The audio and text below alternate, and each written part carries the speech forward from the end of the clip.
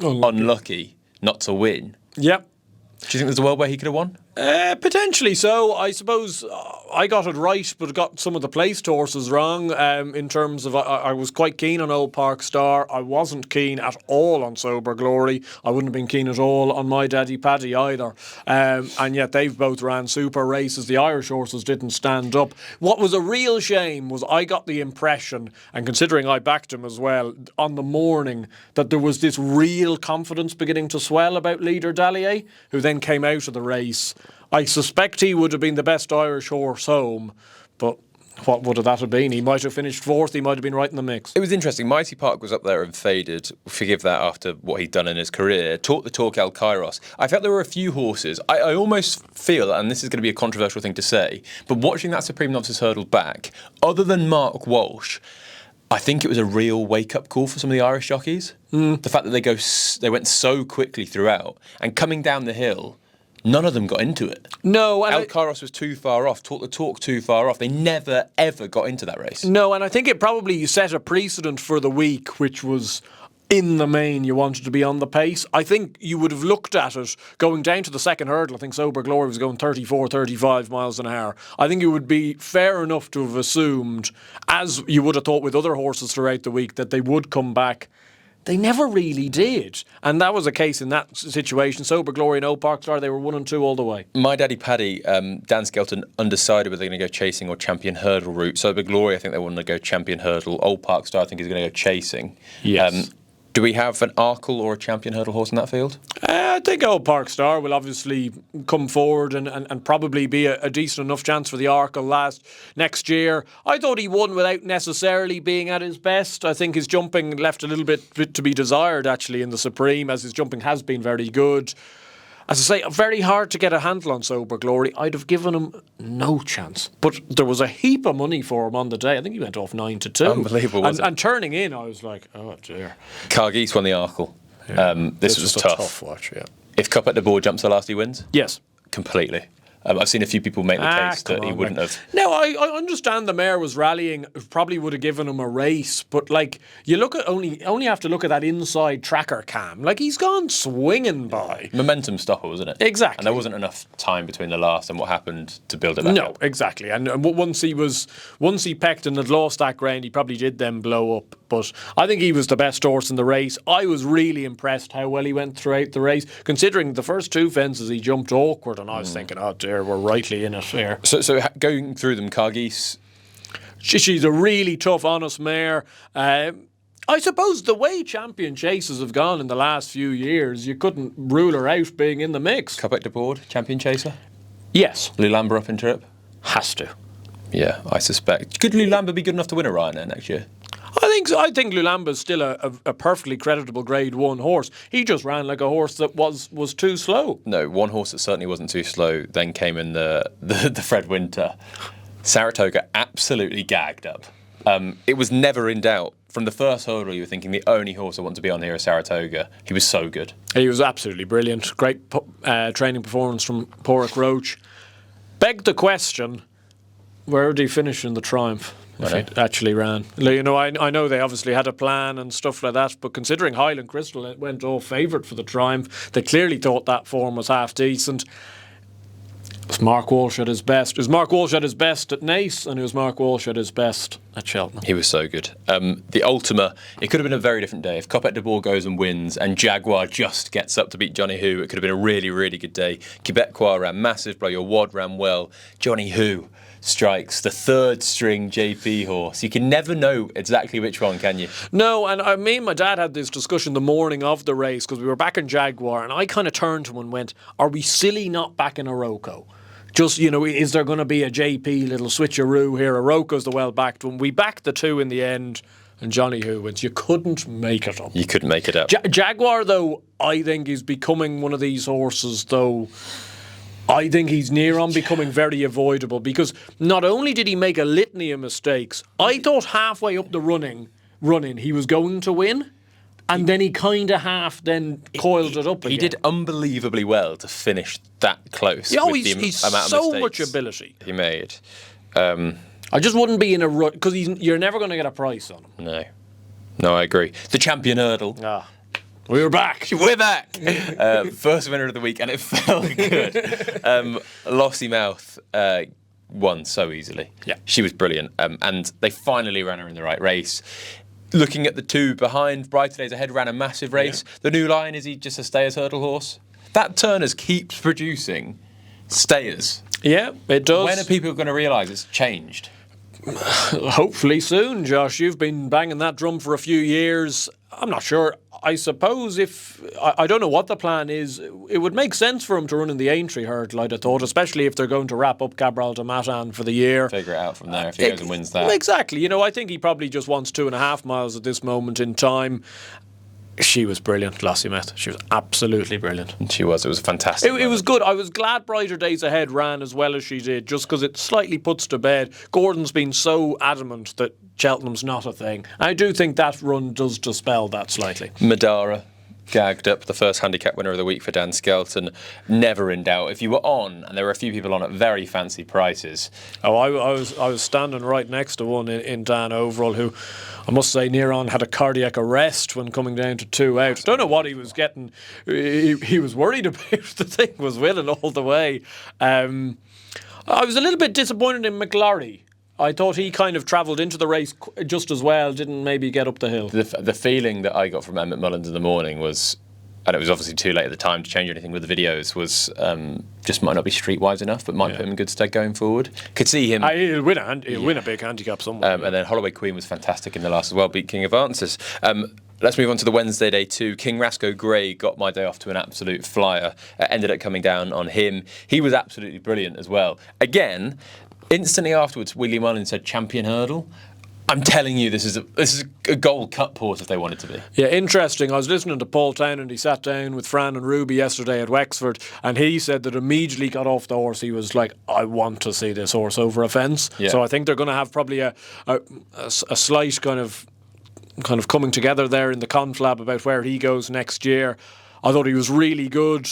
He kind of went through the race as the best horse. Again, there's a lot of horses. I know he put the race together, put it to bed quite easily, but there was a lot of horses kind of in and around. And I suppose horses like Soldier Reeves, who I know was ridden to pick up the pieces, but slightly stinks out the form. With the greatest respect to him as a horse. I agree. I just think when it comes to the winner, he was up in the van all the way and still picked up twice almost as well. He picked up to get to the lead, then he quickened again, and he just sustained it. To me, it was a real good staying performance. I thought he was fantastic. The Brown Advisory, all that malarkey with Final Demand, whether he was lame or not on the boat, all of that jazz. That was the biggest winner of the week for me. Jay Stacey getting one over in the X Stakes early doors. Yeah, but I just kind of think. And obviously I say this in hindsight with a bit of tongue-in-cheek or whatever, but I don't know what you gain from people saying that a horse is out when you don't actually know it. No. The problem is if you go and say enough things, a few things will be right here and there, you know, and it was more of a case, didn't he took a little bit of a walk on the exchange on Sunday morning or something, and I think people tried to put 2 and 2 together. But he nearly won. He nearly won. He ran a very, very good race. Kitzbühel was brilliant. He was. You could tell Harry Cobden had a pretty rough experience on No Drama this end. It was a very unlike Harry Cobden ride. Not in the sense of he does very well on front runners. He was aggressive. Exactly. He was punching this horse down to fences. Like he was properly. Like usually he's kind of sitting there very pretty and letting them kind of find their own stride. He kind of made Kitzbühel's mind up. He's got a huge chance in a King George, wouldn't he? What happened with Romeo Coolier? I do think... That was coming, was it not? It was coming, but I do think that at some point, I completely understand why they're so desperate to have Cheltenham winners. But at some point, they're going to have to go and work out what's best for the horses. And I thought it was glaringly obvious, and especially in Gordon's quest for the Irish Trainers' Championship, Fairyhouse was always the race. I know you can say that in hindsight, blah, blah, blah. But he's gone from a 2-mile prep to then suddenly... Yeah. It just... And I just don't believe, like, you know, maybe he'd ran ordinary in the Arkle as well, but considering Cargeese won the Arkle, like, I don't think he'd have been... I think if he ran poor in an Arkle, it wouldn't have taken as much out of him, sort of thing. I didn't really get it at the time, them running in the Brown advisory, and you've got to. I suppose it's very difficult when you're in that situation as an owner. You do want Cheltenham Festival runners, but do you want? I doubt you're having a great day watching your horse tail in. Did we see a Gold Cup horse in that field?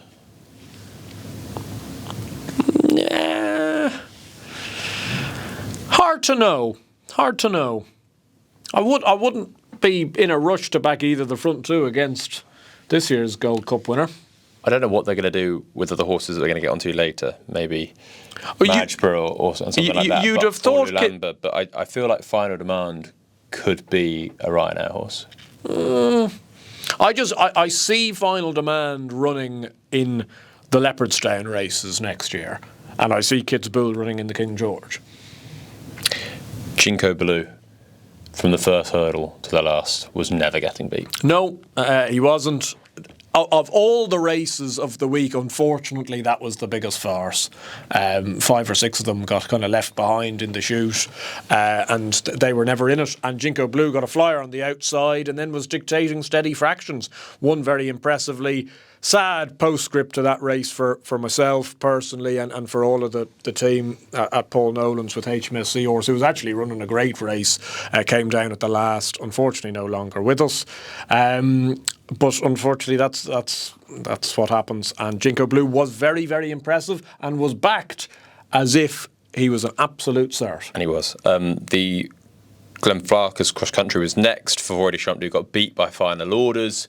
I think ground just went against him, but he was also an absolute lunatic going down to the start. He definitely ran a bit of his race before the race actually kicked off. He did, and he was keen throughout the race, so you could understand why Jack Kennedy wanted to lead. Unfortunately, he just bumped into a horse that's really good on good ground. Yeah. And Conor Stone Walsh got a right tune out from him. The Champion Chase. The question was, would he jump? And he didn't. For the first half of the race, he dominated. For the second half, it all just fell apart. It was a funny one because I was down on the gallops each morning and Willie was there and I managed to speak to him on that morning. And I just kind of said, Magsborough, what do you think? He said, the ground's not, it's not happening really. I'd be a bit worried. And he said, what else is in the field? I said, Lurdesud? He went, no. He said, what else is in there? I said, Ilete Thompson. He just kind of went. I'd have paid to have seen you going Lurdesud and him go, come on, man. He knew, and the market knew as well, that this horse was going to run a massive race. If it wasn't to be for Magsborough, it was going to be him. Yeah. And he was brilliant. He's such a tough little thing. The fact that he's come from what happened at Ascot, where he was legless going to 3 out, and he came down. It was a hard fall. I wasn't sure if he was actually going to run at all. Run or get past that day, to be honest with you. He was down for a long time. A month and a half later to go and win that. Brilliant. Unbelievable training performance, unbelievably tough horse, and a horse that I've kind of underestimated for the majority of his career, but you've got to kind of pay him his dues. He was absolutely superb. What do you do with Magsborough now? I think you have to go up in trip at this stage. Mark Walsh made an interesting point. He thought the new course might suit him better than the old course. The old course just too tight for him, especially on that ground. He jumped actually the first probably 5 or 6 really well, and then he made one mistake down the back, and then it leads to another mistake, and then it leads to another mistake, and then 3 out. I've never seen a horse make a mistake like that before. My God, he did not raise a leg. But great to hear Magsborough jumped better than Ilete Thompson. The facts are there to be seen. Yeah, we'll skip over that one. We need to remember who we work for. Yep, I do, but there's got to be questions asked. How's that happen? Debenhams Johnny Henderson Grand Annual was won by Martador at 66-1, beat Jazzy Matty. Break My Soul was 3rd, staying on, and an unlucky 3rd. Release the Beast was 4th. Yeah, ran well, as did Break My Soul, who I know you ended up putting up. She was actually probably a little bit unlucky, I thought. Martador won. I couldn't have backed it in a fit. And I'm there, I'm clapping in the third and fourth into the winners. There's hundreds that have backed Martador. There's this huge, big kind of chorus of sound. I'm like, who are these people? Unbelievable, isn't it? You felt very unlucky for those that were connected with Jazzy Matty, but it happens. The Weatherby's champion bumper was won by the Morn Rambler, ridden by Colin Keane. Well done. He was fantastic. I thought Metz to Censure ran a huge race. 4-year-old filly, first start in the country, in a champion bumper. Jesus. I thought turning in she was going to win by 3 or 4 lengths. She was really, really impressive, kind of quickening into the race. I think Adrian Keatley's horse that came fifth was maybe a little bit hard done by, probably the third best horse in there, Diamond Door. The Morn Rambler was great. Best result of the week for me. Put him up at 16s on the preview. He went off 15-2. There felt like there was confidence behind him. He won well. Yeah. The ground and the way that the race developed went completely against Keep Him Company. Yes. That he was beaten a long way from home. But so were, like, there was a huge amount of those kind of 3 mile point to point horses. Love Sign Danu, all of those, they were trailing out the back. I really like Quirin. Yeah. I think he's going to be a proper horse. In comparison to other years, now maybe this will be just because it's the first year in how many that have actually backed the winner of the bumper. I thought this year the bumper on face value looked a half decent race. I think we will find that out, obviously. It's not a stupid thing to say, but at Aintree, I think if that Metz de Censure goes and wins the mare's bumper, I think you'll go, I just think that because I think there's a number of horses well down the field that are still really good horses that weren't convenienced by conditions. The Ryanair Mares Novice Hurdle on the Thursday was won by White Noise at 40-1, beat Old School Outlaw. Could not believe how poorly Bambino Fever ran, but apparently ground, I don't know what it was, but she wasn't on it. She went down to the first, jumped it like it was on fire. Great for Kim Bailey and Matt Nichols, but how you'd have picked that one out, to be honest. The third handicap certainty of the week in hindsight when it comes to Madara, and the other one was Jinko Blue, was this Meet Me by the Sea. Again, jumped a fence. You never wanted to be on anything else, did you? No. So impressive. Beat Gold Dancer, beat Regent Stroll, King Alexander. Suspect plenty of winners will come from that race. But this is simply a graded horse in a handicap. Yep. And I think that Gold Dancer obviously had plenty of graded form. And I'd say Regent Stroll was a well-handicapped horse. He's just... I'd say if he was running in last year's race, he would have won it. He'll go up in trip, I'd say, yeah, at Aintree. And we'll find out if he's a possible 3 mile Grade 1 horse. Meet Me by the Sea, I suspect, will run in the 2.5 mile at Aintree. Yep. Grade 1, and see if he's a Grade 1 horse. Yeah, have to. Wadu was given a no-nonsense ride by Jack Kennedy and finally got the week off with a winner for Gordon Elliott. That was fantastic to see. Delighted for him that he managed to get one. Just she's much the best, isn't she? That race made just a lot of sense. She's probably a length or two better than Jade de Grugy, and the two of them are 5 or 6 lengths better than Fleet of a Dancer. Did you see Home by the Lee winning the Stayers Hurdle?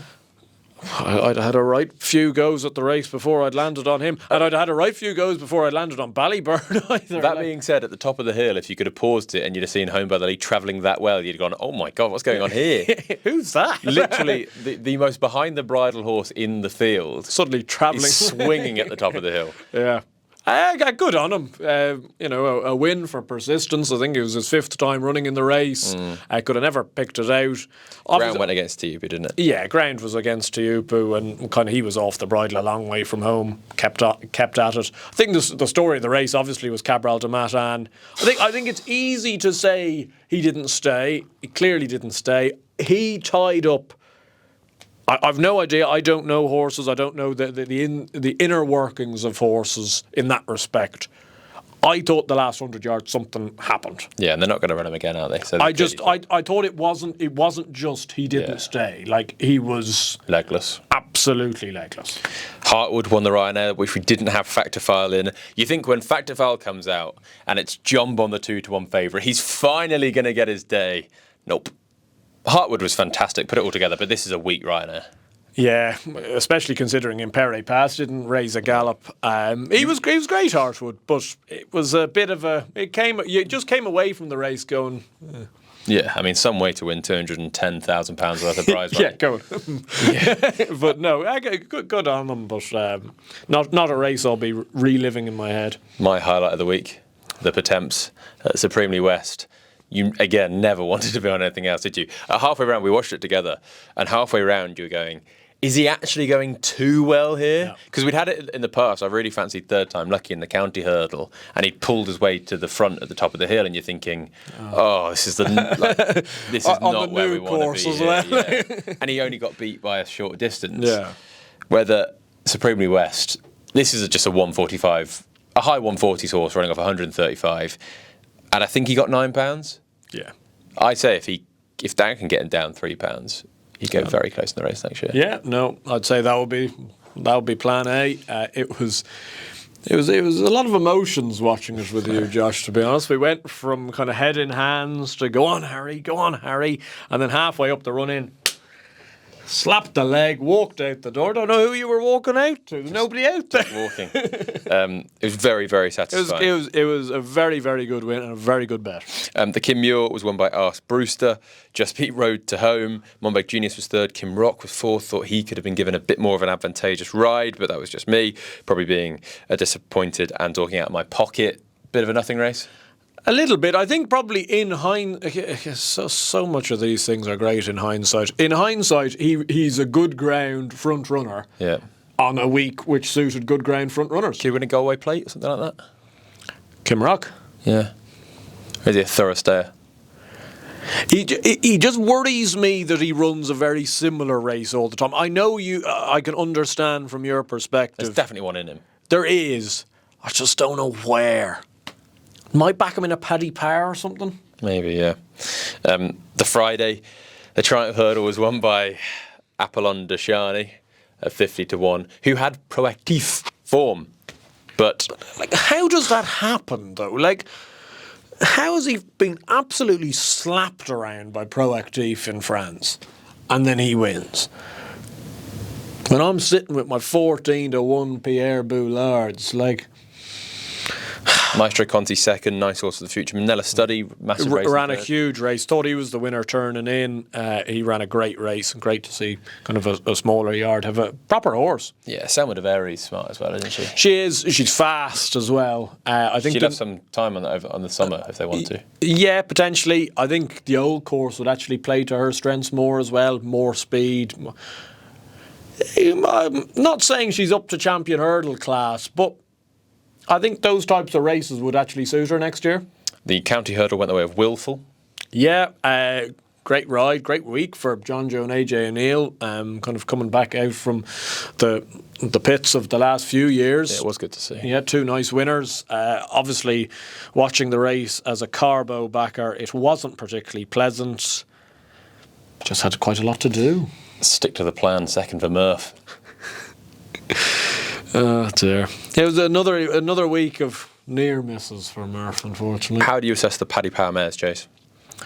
I thought Dino Blue was excellent, jumped very well. Unfortunately, the writing was on the wall for Spindlebridge. She was very weak in the betting, wants softer ground. I thought Panic Attack was quite short, but she ran well.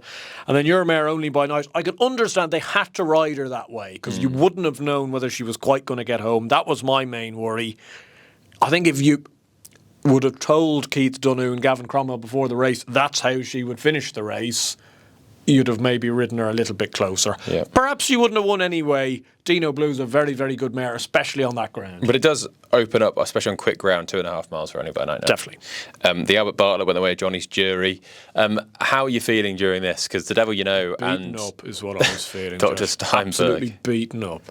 I was sitting in the edit suite just down there by myself, somberly, having backed Dr. Steinberg at a very good price. You say somberly. Can you go back to being friends with Dr. Steinberg? That's a somber reference. How can we go back to being friends? Maybe sometime. We just shared a bet. Sometime down the road, perhaps.